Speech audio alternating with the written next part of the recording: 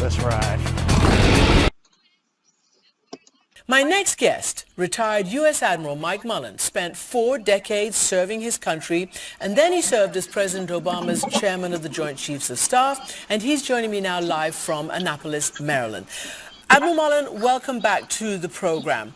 So, you know, the word Bakhmut has been on everybody's lips for a long, long time. How do you assess its nature to the prosecution of this war?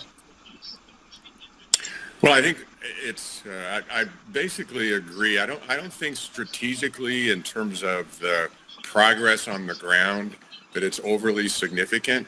But I do think, from both sides, actually, both Ukraine and Russia, that it provides. It's almost symbolic, and it's been 6 or 7 months that the Ukrainians have been fiercely defending Bakhmut, and it's also been obviously that long that the Russians have been attacking it. And one of the things that is just a fact is because of the effort in defense, the Russians have expended a tremendous amount of resources. They've lost thousands and thousands of soldiers.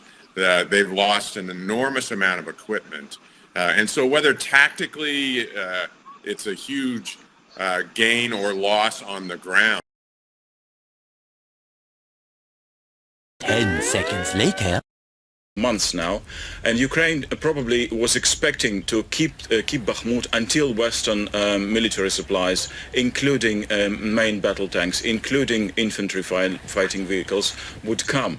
But that didn't happen. Ukraine still has to wait for those supplies, but the situation in Bakhmut is devastating hour by the hour. So the observers probably wouldn't be surprised if Ukrainians pull back from Bakhmut in the coming days.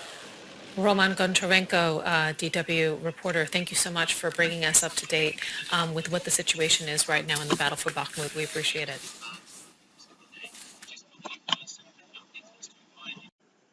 Five minutes later. But we're going to begin with Ukrainian soldiers, troops still fiercely defending a city that Russia is closing in on. Now, both sides are experiencing heavy losses right now. CBS News foreign correspondent MTS Tayeb reports from the region where few residents remain. The horrors being waged in Bakhmut are being described as hell on earth, as waves of Russian soldiers and Wagner Group mercenaries push into the city from 3 sides. But Ukrainian forces are putting up a fierce resistance as both suffer enormous losses. The fear now is Moscow will try to push a few miles west to take all of Chasiv Yar, which is already firmly in the Kremlin's crosshairs. This once sleepy town is now a garrison town, and when or if Bakhmut falls, this is next. For the residents who remain, life is an unrelenting misery. Every other minute, the sound of shelling thunders through the streets as Ukrainian forces race to and from the front. It's here we meet 85-year-old Antonina, who's lived in Chasiv Yar her entire life. Antonina, all we hear is shelling. Now, when I snap my fingers, you will awake and tell me the formula. Hey, wake up!